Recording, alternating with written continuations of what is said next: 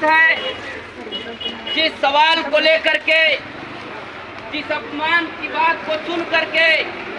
आप लोगों ने अपने काम धाम को छोड़ करके त्वरित आयोजन के इस कार्यक्रम की घोषणा पे आप सभी लोग आए हैं। इसके लिए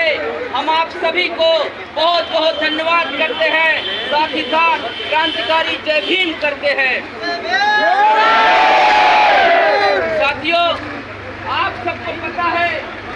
कि इस यहीं से बदल रामचरण इंटर कॉलेज है, जिसके प्रबंधक शिवशंकर केसरवानी हैं,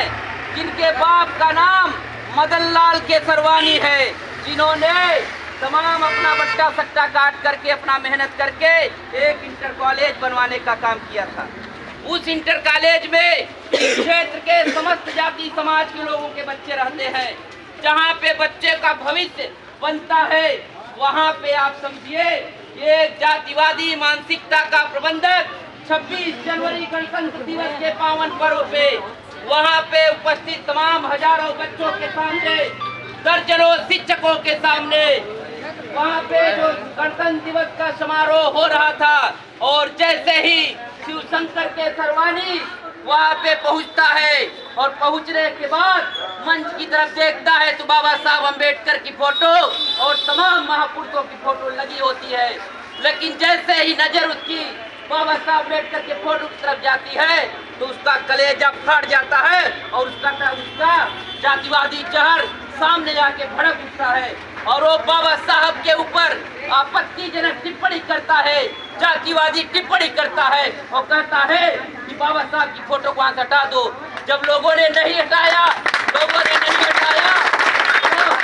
व्यक्ति ने बाबा साहब अम्बेडकर की प्रतिमा को हटा करके बाहर कर दिया। साथियों, बाबा साहब अम्बेडकर वही हैं जिन्होंने इस देश का संविधान लिखा। बाबा साहब अम्बेडकर वही हैं जिन्होंने इस देश के दलित, शोषित, वंचित, पीड़ित समाज को जब उनको मौका मिला अपना जीवन त्याग करके अपने 4 बच्चों का बलिदान करने के बाद उसी बाबा साहब अम्बेडकर ने संघर्ष के दम पे मेहनत करके अथक परिश्रम करके देश का संविधान लिखने का काम किया। आपको याद रखना चाहिए, उसी अगर बाबा साहब अम्बेडकर न होते, हम शिवशंकर केसरवानी ये बात कहना चाहते हैं, नहीं तो बाबा साहब अम्बेडकर अगर इस देश के अंदर नहीं पैदा होते, अगर बाबा साहब अम्बेडकर ने संविधान को नहीं लिखा होता तो वर्णवादी व्यवस्था जो इस देश के अंदर चल रही थी आजादी से पहले, तो आप उस वर्णवादी व्यवस्था में वैश्य समाज से तीसरे एंगल पे आते थे और वैश्य समाज को भी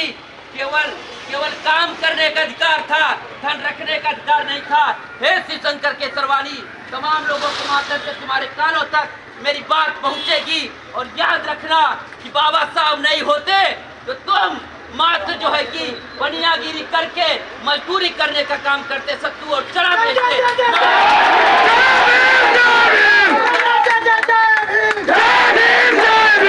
तुम्हारी औकात किसी ने बनाया है देश के अंदर, मालिक बनने का किसी ने मौका दिया है, चाहे वो बनिया समाज हो, चाहे ब्राह्मण समाज हो, चाहे वैश्य समाज, चाहे शूद्र समाज हो, सबको मालिक बनने का मौका दिया है तो केवल संविधान के निर्माता बाबा साहब अम्बेडकर ने दिया है और तुम उसी बाबा साहब अम्बेडकर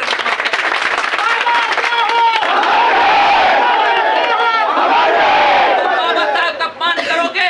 वहाँ के शिक्षक हम सोचते हैं किस तरह के लोग हैं, क्या उन लोगों के दिल दिमाग ये बात नहीं है कि संविधान निर्माता का तुम अपमान करोगे तो क्या होगा। तुमको ये एहसास नहीं था कि तुम बाबा साहब का अपमान करोगे तो जो तुम्हारे स्कूल में जो बच्चे पढ़ते, नन्हे मुन्ने बच्चे, जो तुम जातिवादी